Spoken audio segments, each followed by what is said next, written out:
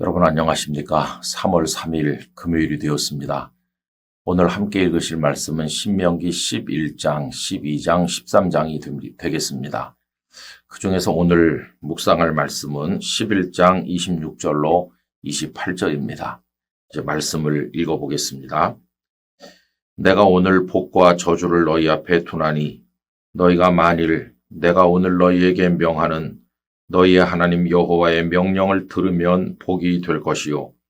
너희가 만일 내가 오늘 너희에게 명령하는 도에서 돌이켜 떠나 너희의 하나님 여호와의 명령을 듣지 아니하고 본래 알지 못하던 다른 신들을 따르면 저주를 받으리라. 아멘.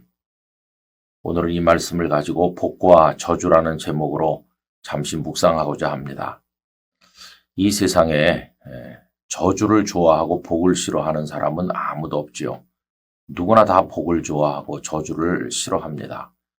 그런데 그의 인생들을 가만히 보면 어떤 이는 복을 받고 어떤 이는 저주를 받는 것 같습니다. 여러분, 왜 이런 차이가 오게 되는 것일까요? 이 복과 저주의 기본적인 문제를 오늘 말씀이 우리에게 알려줍니다. 우선 우리가 생각해야 될 것은 복과 저주는 완전히 대조적이죠. 극과 극으로 다른 것입니다. 그런데 이 둘 다 하나님에게서 나온다는 겁니다. 복을 주시는 분도 하나님이시고 저주를 내리는 분도 하나님이시라는 것입니다. 우선 하나님께서는 우리에게 복을 주시는 분이시죠. 하나님께서 세상을 창조하신 다음 사람을 만드시고 그 후에 제일 먼저 하신 것이 복을 주신 겁니다.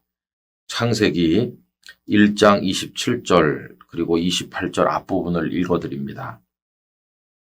하나님이 자기 형상 곧 하나님의 형상대로 사람을 창조하시되 남자와 여자를 창조하시고 하나님이 그들에게 복을 주시며 라고 말씀하였습니다. 하나님께서는 창조하신 이후 사람들에게 복을 주셨어요. 그리고 또 성경은 하나님께서 아브라함에게 복을 주셨다는 것과 그 약속이 이루어져 나가는 과정을 우리들에게 보여주고 있습니다. 그리고 여러분, 하나님이 이렇게 복을 주시는 분이신데 하나님께서 한번 복을 주시기로 작정하시면 그 누구도 그걸 막을 수 없습니다. 우리가 지난번에 살펴본 것처럼 하나님께서 이스라엘을 복 주시기로 작정하시고 나니까 모압왕 발락이 발람 선지자를 초대해서 이스라엘을 저주하려고 시도했지만 그것이 무위에 그치고 오히려 하나님께서는 발람 선지자의 입을 통하여 이스라엘을 축복하게 하신 것을 우리가 살펴보질 않았습니까? 하나님께서 복을 주시려고 하면 누구도 막을 수 없는 겁니다. 또 똑같은 원리로 하나님께서 어떤 자에게 저주를 내리기로 작정하시면 그걸 막을 자도 또한 없는 것이죠. 이스라엘 백성들은 하나님의 백성으로 선택받았지만 그들이 하나님의 진노를 살 만한 못된 삶을 살고 악한 행위를 하였을 때 하나님께서 당신의 백성이시지만 저주하셨어요. 거짓 선지자들이 수백 명씩 나타나서 평강하다, 평강하다, 걱정할 거 없다 아무리 말했지만 소용없었어요. 하나님께서 진노하시고 저주를 내리기로 작정하시면 아무도 막을 자가 없는 것입니다. 여러분, 참 이 세상을 보면서 두려운 게 그거죠.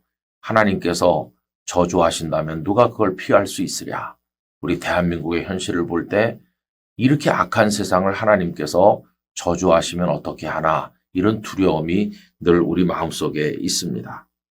여러분, 오늘 말씀은 이처럼 하나님의 손에 복도 있고 저주도 있는데 이걸 우리 앞에 펼쳐 보이신 거예요. 너희 앞에 복과 저주를 둔다 하셨어요.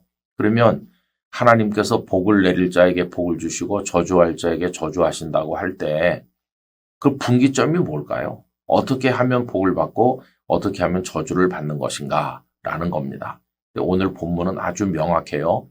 여호와 하나님의 명령, 다시 말하면 하나님의 말씀을 듣고 순종하는 자에게는 복을 주시고 그 말씀을 떠나고 하나님을 따르지 않고 우상을 따라 나가면은 저주를 받는다. 이렇게 말씀하는 거죠. 여러분, 하나님의 말씀이 다양한 주제를 담고 있지만은 결론은 하나입니다. 하나님만 경외해라. 하나님의 뜻에 순종해라. 이겁니다.